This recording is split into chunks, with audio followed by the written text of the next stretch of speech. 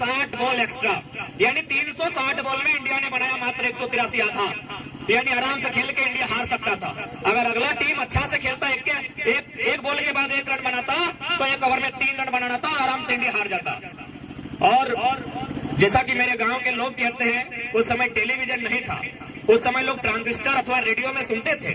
तो जब भारत की टीम मात्र 183 रनों पे ऑल आउट हो गई, तो सभी ने ट्रांजिस्टर को बंद कर दिया, रेडियो को बंद कर दिया, क्योंकि किसी को यकीन नहीं था कि यहाँ से इंडिया जीत सकता। 183 रन। अभी सामना किससे? वेस्ट इंडीज, जो क्रिकेट में कद कभी ऑस्ट्रेलिया का था, 70 और 80 के दशक में वेस्ट इंडीज का था। वेस्ट इंडीज से खेलना यानी हार जाना। अरे उतना तो दूर की बात है, उस समय सुनील गावस्कर, संदीप पाटिल, रोजर बिन्नी, कुछ खिलाड़ी थे 6-7 जिनका शादी हुआ था। इंग्लैंड की जो गवर्नमेंट है, उन्होंने उनको हौसला अफजाई के लिए फ्री में टिकट दिया था कि आप लोग आइए, पहली बार इंडिया की टीम वर्ल्ड कप का फाइनल खेल रही है अभी वेस्ट इंडीज से, तो आके थोड़ा सपोर्ट कीजिए, क्योंकि अर्धांगिनी को आधा अंग कहा जाता है। यदि आप लोग आके सपोर्ट कीजिएगा तो इंडिया का मनोबल थोड़ा ऊंचा रहेगा। लेकिन जब इंडिया की टीम मात्र 183 रनों में ऑल आउट हो गई, अरे इंडिया को तो छोड़िए, जिन अर्धांगिनी को सपोर्ट करने के लिए फ्री में टिकट दिया गया था, उन्होंने टिकट को आधा दाम में बेच दिया और वे लंदन शॉपिंग के लिए चली गई थी। जब वो शाम को वापस लॉर्ड्स के मैदान में आई, तो नजारा कुछ और था। 22 साल के युवा कप्तान कपिल देव के हाथों में, उस समय दुनिया की क्रिकेट की सबसे बड़ी ट्रॉफी कपिल देव के हाथों में थी। हिंदुस्तानी भी हार मान चुके थे, इंडिया नहीं जीतेगा। अर्धांगिनी, जिन्हें आधा अंग कहा जाता है, उन्होंने मान लिया था कि इंडिया नहीं जीतेगा, लेकिन कपिल देव के लड़ाकों ने करके दिखाया, क्योंकि उनका दिल कहता था जीतेंगे। तो ये होता है खेल और एक खिलाड़ी। जब दुनिया आपको माइनस करे, वो अकेले प्लस करने के लिए जाता है। तो इसलिए मेरा मानना है, हम भी एक स्पोर्ट्स पर्सन रहे, फुटबॉल और क्रिकेट के तो बड़े अच्छे खिलाड़ी रहे, बहुत सारी ट्रॉफियां हम लोगों ने जीती है। तो मैं एक स्पोर्ट्स पर्सन होने के नाते, और दुनिया के चूंकि स्पोर्ट्स के कारण ही हम लोग यहाँ तक आए, हमारे चाहे बात करने का लहजा हो, तो कहीं ना कहीं हमने स्टडी किया है, एक स्पोर्ट्स पर्सन का बहुत महत्व होता है। आज आप देख सकते हैं, इंस्टा सब चलाते हैं ना, इंस्टा सब चलाते हैं ना, सबसे ज्यादा फॉलोअर किसका है? मोदी का? नहीं। बाइडेन का? नहीं। किसका है? CR7, Ronaldo. कौन है? Sport person. विराट कोहली नहीं आई यहाँ पर। तो इसलिए एक स्पोर्ट पर्सन अपने आप में एक यूनिक पर्सन होता है। आप किसी न किसी स्पोर्ट्स का हिस्सा जरूर बनिए। उस समय ओलंपिक्स होता था, अभी वर्ल्ड कप भी चलने लगा है, और उस समय भारत का मुकाबला ओलंपिक हॉकी के फाइनल में जर्मनी से था। भारतीय टीम का मुकाबला ओलंपिक के फाइनल में, हॉकी का जो फाइनल होता है, उसमें इंडिया वर्सेस जर्मनी का मैच था। और कहा? बर्लिन में, यानी जर्मनी की राजधानी बर्लिन में। और चीफ गेस्ट कौन था? एडोल्फ हिटलर, दुनिया का सबसे पावरफुल, माने सबसे दबंग इंसान उस समय चीफ गेस्ट था। अखबारों की सुर्खियों में था कि इंडिया बुरी तरह पिटेगा, दीवालों में लिखा था कि जर्मनी के मांद में आकर इंडिया बुरी तरह हार के जाएगा। लेकिन मैदान की कहानी कुछ और थी। भारत ने एक तरफा मुकाबले में जर्मनी को हराया था, जिसमें मेजर ध्यानचंद उस मैच के हीरो थे।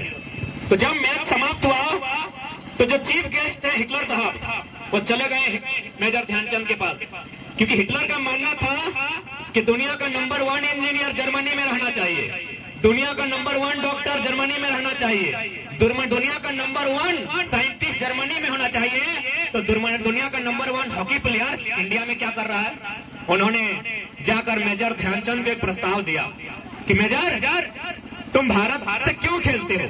भारत तो एक गुलाम कंट्री है, क्योंकि 36 की हम बात कर रहे हैं, 1936 में भारत अंग्रेजों के अधीन था। तो मेजर ध्यानचंद को जाकर हिटलर ने कहा कि तुम भारत से क्यों खेलते हो यार? इंडिया तो एक गुलाम कंट्री है, कभी आजाद भी होगा कि नहीं? तुमको अगर खेलना ही है तो जर्मनी चले आओ, तुमको हम टीम का कैप्टन बना देंगे।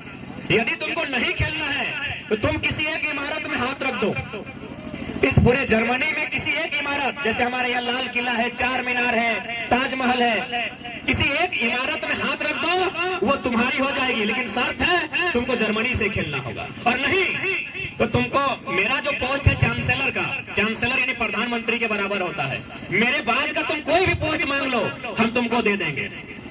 मेजर ध्यानचंद को ये प्रस्ताव कौन दे रहा है? जर्मनी का चांसलर, यानी आज के डेट में वहां भी चांसलर ही है, यानी जो भारत में प्रधानमंत्री कहा जाता है उसे जर्मनी में चांसलर कहा जाता है। यदि हम और आप होते तो शायद इस प्रस्ताव के सामने झुक जाते, क्योंकि हमने बहुत सारे खिलाड़ी को देखा है कि अपने देश को छोड़कर वे प्रोफेशनल खिलाड़ी बन गए, पेशेवर खिलाड़ी बने। विजेंद्र सिंह मुक्केबाज का नाम भी आप सुने होंगे। तो ठीक उसी प्रकार जब मेजर ध्यानचंद के सामने ये ऑफर आया था तो शायद बिक जाना चाहिए था। लोगों को लगता है कोई इतना बड़ा ऑफर, लेकिन क्या उत्तर था पता है मेजर ध्यानचंद का? उन्होंने कहा सुनिए ना श्रीमान, मुझे भारत देश से खेलते हुए एक 12वें खिलाड़ी के रूप में जो आनंद आएगा, आपकी जर्मनी का कैप्टन बनकर नहीं आएगा। मुझे भारत देश में एक कुली बनकर काम करने में जो आनंद आएगा, आपके देश का कलेक्टर बनकर नहीं आएगा। तो ये उत्तर था मेजर ध्यानचंद का। यानी खेल का मैदान आपको राष्ट्र के प्रति भी जिद्दी बनाता है। खेल का मैदान क्योंकि जो खिलाड़ी होता है उसका कदम जमीन पर होता है और सोच देश की उन्नति पर होता है। हालांकि आधुनिक जो खेल चलता है, विशेषकर अगर क्रिकेट की बात करें तो खेल अलग विषय है, लेकिन मुख्य रूप से वो व्यापार की ओर तो चला जाता है। लेकिन आज भी जो खेल के मैदान से जुड़े लोग होते हैं, कहीं ना कहीं उनमें भाईचारा होता है, कहीं ना कहीं उनमें एक सामंजस्य होता है। आपको याद होगा देश के महान संत स्वामी विवेकानंद, देश के महान संत स्वामी विवेकानंद कहते थे कि भारत के युवाओं को फुटबॉल खेलना चाहिए। क्योंकि खेल की बात की है तो फुटबॉल से सारा खेल को इंक्लूड कर ले, क्योंकि उस समय उतना सारा खेल नहीं था। भारत के महान संत विवेकानंद युवाओं से कहते थे कि युवाओं तुम्हें फुटबॉल खेलना चाहिए। यदि तुम फुटबॉल खेलोगे तो भारत को आजाद कराने में आसानी होगी। क्या तर्क हो सकता है इसके पीछे कि भारत के युवाओं को फुटबॉल खेलने कह रहे महान संत विवेकानंद? क्या तर्क होना चाहिए? अभी फुटबॉल खेलने से आजादी मिलेगी। उनका मानना है कि फुटबॉल खेलने से भारत को आजादी मिलेगी। क्या तर्क है पता है? न भारत देश आज भी कंडीशन है, और हम तो 100 साल पहले की बात कर रहे हैं। जाति धर्म मजहब के नाम से बटा हुआ देश। यहाँ लोग एक साथ बैठकर भोजन नहीं करते हैं, तो देश के लिए लड़ना तो दूर की बात है। लेकिन जो खेल का मैदान होता है, आप कभी भी नोटिस कीजिएगा, वो किस जाति का है, किस मजहब का है, कोई मतलब नहीं है। लेकिन यदि हाफ टाइम वो खिलाड़ी बाहर आता है तो अपनी बदबूदार जर्सी को अगला खिलाड़ी को सौंप के आता है। कभी भी आप नोटिस कीजिएगा। और विवेकानंद जो खेल की बात कही थी, वह नेशनल प्लेयर को नहीं कहा था। गांव के गलियों में, चौराहे में, खेतों में, पगडंडियों में, खेल के मैदानों में खेलने वाले नौजवानों से कहा था फुटबॉल खेलो, देश को आजादी मिलेगी। यानी कनेक्टिविटी होगी, आपसी सामंजस्य होगा। और आज भी मैं अगर अपना व्यक्तिगत उदाहरण दूं, यदि आज और ये हम नहीं, पिछला जो विधानसभा का सत्र था, जो अंतिम दिन था विधानसभा के भीतर, देखिएगा मुख्यमंत्री कहते हुए नजर आए हैं कि एक फुटबॉल खेलने वाला नेता बनता है। एक्चुअली डायरेक्ट हमें को कहे हैं। आप रिपीट कीजिएगा उनका साल भर जो बजट सत्र चल रहा था, बजट सत्र के अंतिम दिन जो मुख्यमंत्री ने बात को रखा था कि फुटबॉल खेलने वाला, फुटबॉल के मैदान में भाषण देने वाला आज राज्य में नेतागिरी कर रहा है। क्या भाई, क्या खराबी है? कोयला चोर लोग बन सकता है? तो इनडायरेक्ट रूप से उन्होंने मुझे कहा था, क्योंकि मुख्यमंत्री डायरेक्ट नाम लेंगे तो और हीरो बन जाते हैं। इसलिए this is the power of a sport person.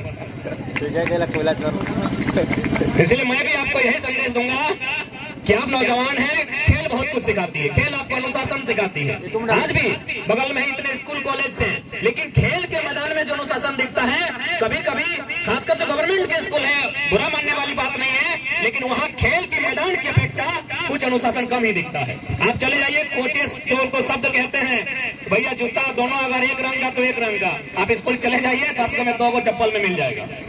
यानी खेल का मैदान का एक इंसान के जीवन में, उसके स्ट्रगल में, उसके डिसिप्लिन मेंटेन में बहुत बड़ा रोल होता है। और खासकर चूंकि हम लोग झारखंडी लोग हैं, हमारा मैक्सिमम टारगेट होता है डिफेंस की नौकरियां। यहाँ देख पा रहे हैं जैसा कि पुलिस जवान के साथी लोग भी आए हैं, तो जाहिर सी बात है ये लोग स्पोर्ट्स पर्सन है। एक तो दीदीगण भी दिख रही है, तो ये लोग स्पोर्ट्स पर्सन है। इसलिए हम लोग जो भी लोग हैं स्पोर्ट्स के साथ नाता रखिएगा। या फिर अगर आपको लगता है तो कभी किसी क्वार्टर में चले जाइएगा जहां क्वार्टर की स्थापना हुई है, वहां देखिएगा रिटायर्ड लोग सुबह 5 बजे, 6 बजे, 7 बजे 65 साल 70 साल के बुजुर्ग लोग जाके खेलते हैं। पता है क्यों खेलते हैं? और बुढ़ापा में क्यों खेलने पता है? उन्होंने जवानी में नहीं खेला, इसीलिए।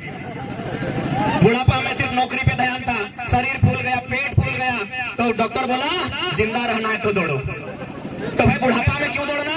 अभी से प्रतिदिन एक रूटीन रखिए, प्रत्येक दिन थोड़ा थोड़ा जरूर दौड़िए, किसी न किसी आउटडोर गेम का हिस्सा जरूर रहिए।